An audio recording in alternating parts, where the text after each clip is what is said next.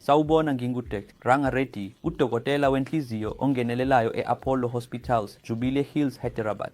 Umfutho wegazi ophansi. Lokhu kuvamile kwabesifazane abasebasha lapho isisekelo sibonakala ngasohlangothini oluphansi olucishe lube ngu-90 kuya ku-100 we-systolic blood pressure. Ngakho-ke bangase bathambekele ekubeni ne-giddiness noma i-postural variation ye-B ebangela i-giddiness futhi sidinga ukuyixilonga ngokushesha ngangokunokwenzeka futhi uma kukhona izimpawu ezihlobene nomfutho wegazi ophansi. Okungukuthi sithi i-asymptomatic low blood pressure, khona-ke ngeke kube khona inkinga.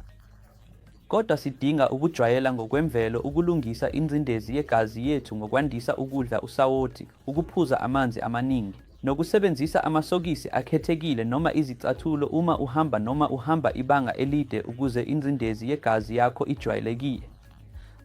Kunezinye izifo lapho kungabangela ukushayela okuzwelayo ukunciphisa futhi ube nomfutho wegazi ophansi. Ngakho-ke udinga ukutholwa futhi kuneminye imithi lapho singandisa khona umfutho wegazi oyisisekelo ukuwugcina futhi ungabi nazimpawu. Ngakho-ke hlala uhlola ingcindezi yegazi yakho njalo. Uma une-B ephansi ebeleselayo, sicela ulandele lezi zinyathelo njengokuthatha usawoti owengeziwe nokusebenzisa amasokisi ukuze unyuse umthamo wegazi emilenzeni yakho futhi uphile ngendlela engabonakali. Ngiyabonga.